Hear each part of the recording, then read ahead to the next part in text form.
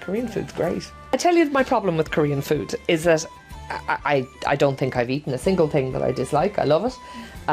It's very specialised. Everything's very specialised. All the restaurants are specialised. There are categories within categories within categories, and you know, sometimes I just want to go for a Korean meal.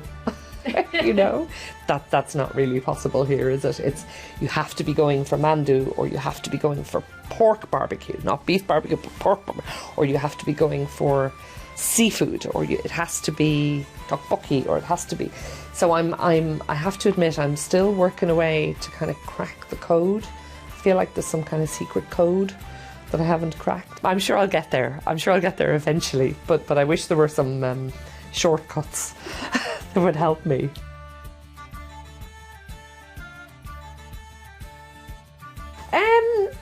I would say the seafood is probably better on the West Coast, because we have the entire Atlantic Ocean at our doorstep. Seafood is nice in Dublin too, but it's really special on the West Coast. But to be honest, we're such a small little island that it doesn't...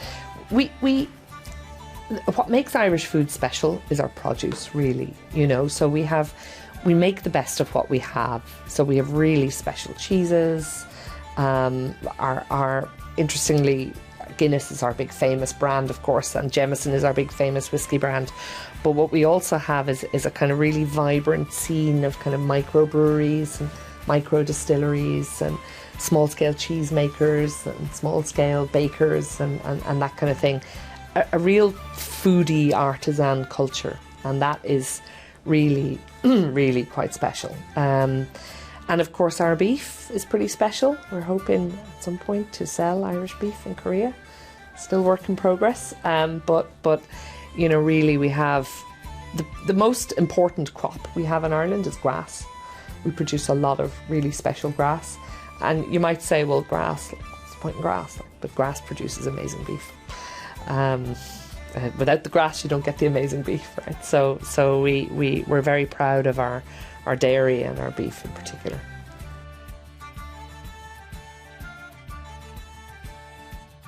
The early summer is often the nicest, April, May, June. Sometimes it can be a bit wet, kind of July, August. But then the autumn is also really beautiful. So it's also what we do have, and I think I'm going to really miss this summer, my first full summer in Korea. We have these fabulously long evenings.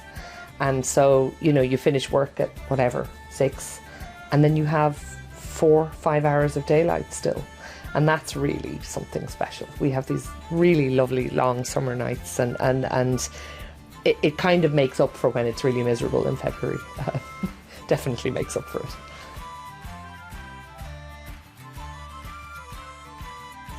Where are you going to go? How long have you got?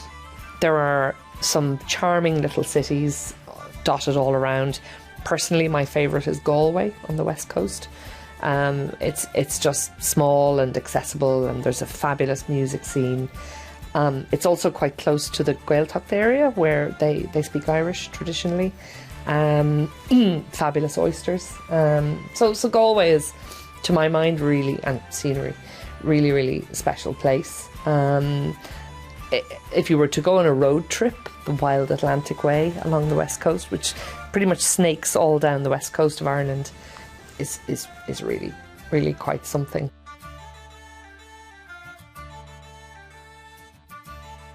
We are lucky in that Ireland, being an island, we take our connections, our flight connections, very seriously, as you can imagine. So we have fabulous connections to pretty much every European capital. So actually, if you were to book a flight now from Seoul to Dublin, you would have endless options. Everything from Helsinki to Rome, right? So in that sense, we are lucky, but a direct flight would make a difference. It really would. So I need to try and pursue that during my time. Actually, something that I've realised a lot of Koreans don't realise in my conversations so far is that I think a lot of Koreans see Europe as just like one big clump. And of course, Europe's quite big. And I think a lot of Koreans forget that we're like a teeny tiny little island all the way over here. A lot of people don't realise that you can get to New York in like 5 hours from Dublin. And a lot of people also don't realise that you can, if you're hopping, it literally is a hop, if you're hopping from Dublin or Shannon to the US, you can clear immigration in Ireland. So you go through all of that, I'm sorry to say, painful process with US immigration before you get on the plane. So you arrive into New York or Boston or Washington or whatever, you just get off the plane, leave. When you go through the immigration in Dublin airport, there's a big sign saying, that's it, you're in the US now, have a drink.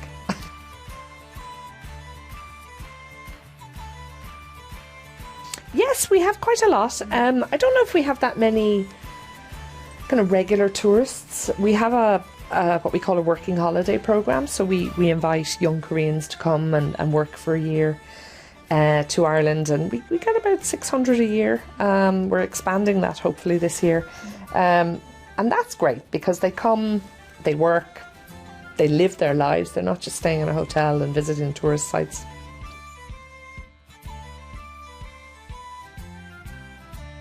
What I would really like is to attract more golfers to Ireland, because I know golf is really popular in Korea, and we do have some pretty special golf courses in Ireland. So we are hosting the Ryder Cup in 2026, I think, in Adair in County Limerick. So it is my goal to bring a bunch of enthusiastic Korean golfers to Ireland.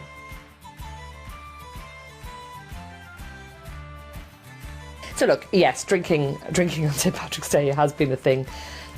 For us, it's just a day when we celebrate our culture, to be honest. So, you know, when I was a kid, you would have to go to Mass on St. Patrick's Day, and you always had your little clump of shamrock that was blessed. But then you would go to the parade, and the parade was always a nice community thing to do. You would stand in the freezing cold, waving at people dancing on the street. But you know, there's always a way for Irish people to come together, listen to traditional Irish music. Sometimes we go to Cayley, and Cayley dancing is a lot of fun.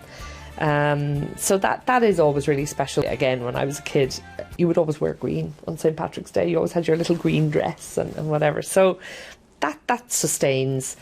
Interestingly, St. Bridget's Day is a day that we've just celebrated here in Seoul. We had a couple of really nice celebrations, actually. It was really special. That is a day, I think, which is a bit more meaningful for a bunch of reasons. One is that it is officially the first day of spring in Ireland, and we would always traditionally hang a piece of cloth outside on the eve of St. Bridget's Day. And the idea would be that would bring good luck and good health into the house for the rest of the year. So I hung a scarf outside the residence on the eve of St. Bridget's Day, and that has now come into the house, and that will bring us health and prosperity for the rest of the year. So that's really nice. But also it's a day when we celebrate Irish women, to be honest. We celebrate all we have achieved, and I would like St. Bridget's Day to have a meaning for women outside of Ireland, because it's not just about Irish women. We had a really nice Women in Business event a couple of days after St. Bridget's Day, and we actually brought together a bunch of really inspirational Korean businesswomen, and they had a session. Well, I facilitated it, but the session was mostly in Korean, discussing things they learned along the way, hot tips for getting through tough times, how to have the confidence to expand your business, how to navigate childcare, all of that. It was a really inspiring morning, actually. That kind of spirit of women supporting each other and celebrating each other. But of course we will celebrate St. Patrick's Day. And in fact we have a minister, we've just confirmed, we have our Minister for Agriculture coming for St. Patrick's Day. So that's a big party too.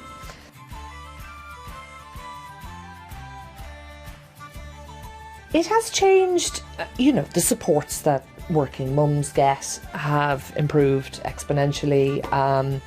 I think we are better now at kind of appreciating the importance of things like networks and mutual support and mentoring and coaching and peer support. All of that has improved a lot.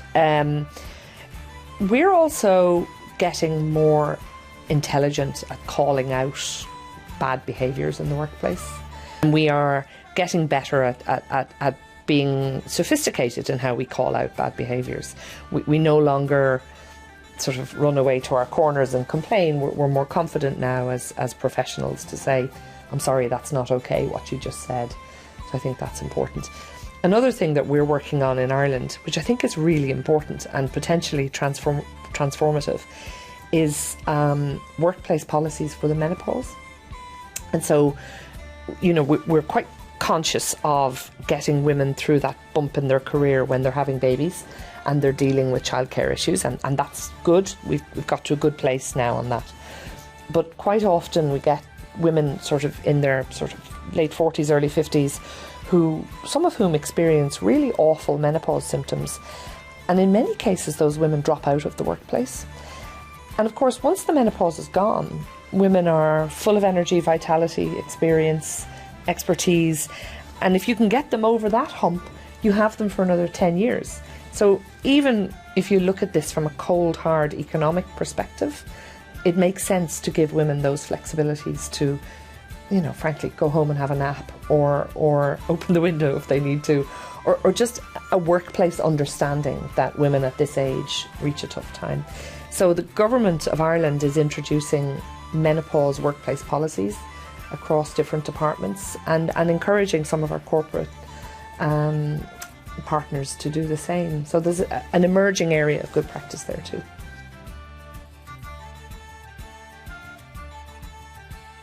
The culture is, you know, we have our faults like every country, but we have a way of expressing ourselves and living our lives, and humour is a very important part of Irish life. Not taking ourselves too seriously, but we work hard as well. You know, we're focused on the end game, but we also try to keep in perspective what matters, and occasionally look at ourselves in the mirror too. I think that's important.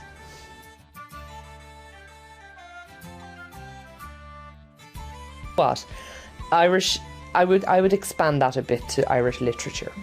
I think poetry is really special, and we are very proud of our Irish poets. Of course we are.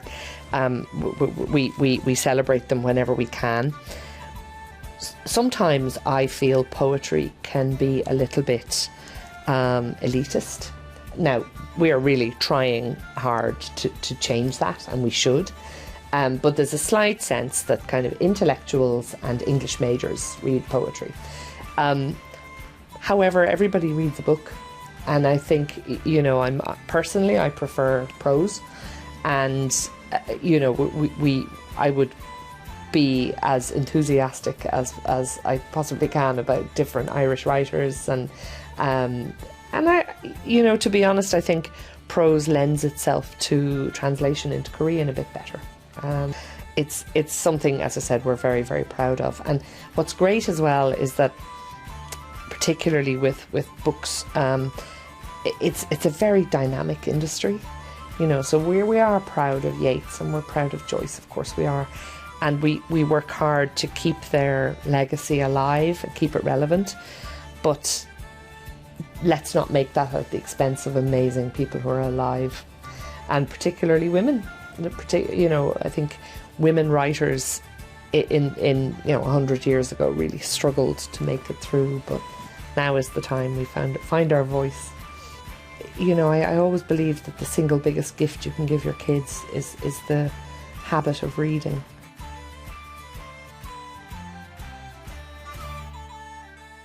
I mean, the big difference is attention to mental health. I think mental health is the great, you know, we talk a lot about COVID-19 and pandemics and so on. The mental health crisis is the big pandemic of our time. And maybe we weren't equipped with the language or the skills or the awareness when I was growing up. People felt depressed, people struggled with their mental health.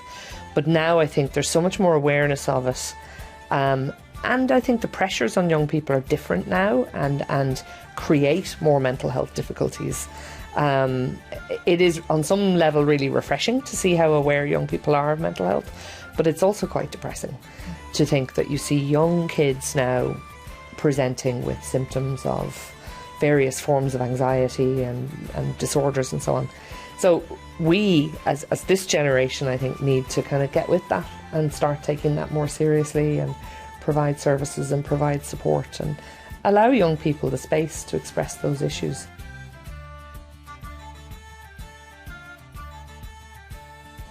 The other thing, which, again, interesting, I often reflect on when I was a kid or when I was in college, you know, LGBT issues have really come to the fore in Ireland anyway, and a lot of young people are empowered to express who they are, express what sexuality they prefer, express what sex they want to be, and that is great. I think I often remind myself of what a cold place Ireland was for people who are LGBT back then, and so that is to be celebrated, but there's still a lot of discrimination out there. In Korea, of course, there's a long way to go, and I'm also very conscious that how LGBT issues are perceived in Seoul is sometimes very different outside of Seoul, so that, you know, whatever we as the Embassy of Ireland can do to help in that cause, to raise awareness, just normalise, you know, I think is important.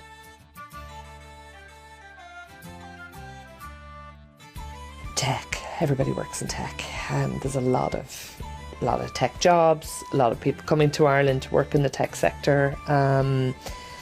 What is really exciting though about that is that they are not just coming to Ireland to work for Google or Facebook or Dell or whatever. We have been really fortunate in that a kind of ecosystem of smaller and medium companies have sprung up around the tech giants that are in Ireland, and many of them, interestingly, are in the slightly more creative space. So we're seeing a boom in Ireland in kind of smaller, more creative, more edgy tech companies producing content. We're drifting into the kind of animation, AI, metaverse type space, and that is really exciting. There's a lot of young people in Ireland now studying both kind of design, writing, creatives, and technical skills as well. So that's probably the career of choice for a lot of young Irish people.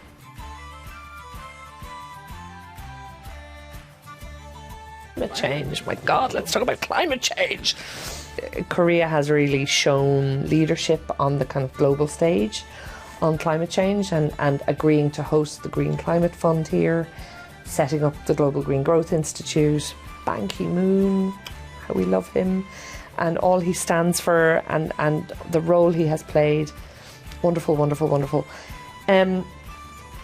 I think, however, Korean society is on a bit of a journey with climate change. I think there's quite a high acceptance of electric vehicles, which is fantastic. But the energy transition still has a bit of work to do. Korea is very enthusiastic about nuclear energy, Ireland less so. That's fine to see a bit more progress on coal, on phasing out coal. And, you know, the arguments I have heard are, you know, this is really difficult and industry demands this, but Korea is no exception to any other country really on this. There is a lot to be done in renewables, wind power in particular, and Korea has the ability to just get on and do it and transform it, because we know this, because Korea's done this in so many other areas. So I'd like to see a wee bit more. Korea has a really transformative potential by engaging in development and, by extension, climate change mitigation and adaptation in poor countries. So really excited about that, and I'm really excited to pursue those conversations more with the government and with, particularly with industry in Korea. The only other thing I would say, I find the ability to live sustainably on a day-to-day basis in Korea a little challenging. Never seen so much plastic in my life. I'm very conscious of the plastic thing, and in Ireland before we came here, I had all but eliminated plastic from our lives, and then I come here and it's everywhere. It's everywhere. And so I'm really keen for advice and wisdom on, you know, where can I buy things where they'll give you a paper bag? How can I ask the delivery companies to not give me loads of plastic? How can I, you know, and those conversations need to happen.